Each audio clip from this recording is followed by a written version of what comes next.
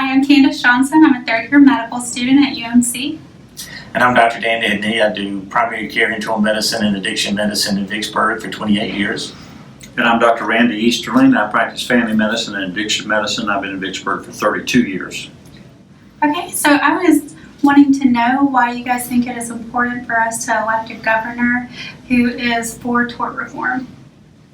Well, Dr. Edney and I have been here long enough to remember what it was like years ago when we had jackpot justice in this state, and let me tell you, it was a nightmare. Our fine medical students that we were educating were leaving the state in droves. We couldn't recruit physicians to come to Mississippi. You could drive from Gulfport to Corinth and not find a neurosurgeon on call anywhere but the medical center. And this was an issue of life and death. And we worked hard with the business community and the medical professionals and passed some effective tort reform in 2004. Yeah, and I will remember being in my late 30s, early 40s when it really got to be bad. Those of us in Warren County were just north of Jefferson County and Cleveland County, which were listed as the hellholes of tort issues. And it meant that doctors like Randy and myself could easily be dragged down into those courts instead of in Warren County where we practice. But I remember it got so bad at the worst of it, it no longer was about how much the premiums were going to be as they were escalating. It really got down to the point you couldn't buy a policy. And the only way we could get new doctors in were to work for hospitals that would insure them, or large groups that maybe MACM would go ahead and insure, but even MACM stopped writing at the worst of it. So we had no in-state insurer who was writing policies. That meant doctors couldn't come in. It meant young doctors like myself then couldn't move, couldn't change jobs. We were stuck.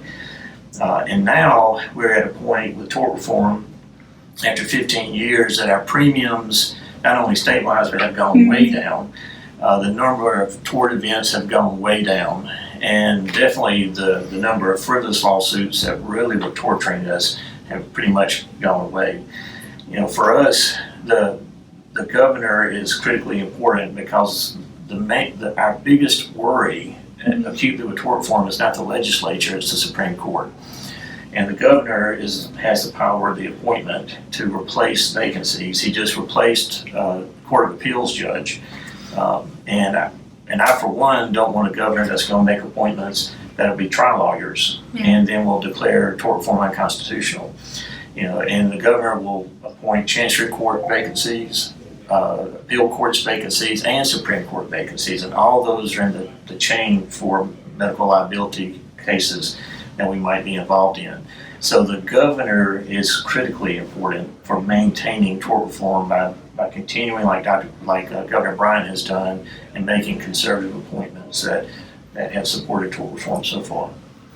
And Randy was involved in higher leadership than I was at the time of the fight. Well, if we look back and look what we've accomplished, the medical center in Jackson is just going up to 175 medical students per class. William Carey, which is a fine medical school, is projecting 200 students per year in the next 3 years. And you can forget about all that if we lose tort reform. We will pay for and educate some of the finest, brightest young people in this country. They'll get a medical degree and they'll leave the state. And that's to the detriment of our population. Governor Bryan has worked very hard to maintain that, as did Governor Barber before that. And we need a governor that's going to do, as Dr. Edney said, make sure the Supreme Court is fair and equitable. That's all we've ever asked for.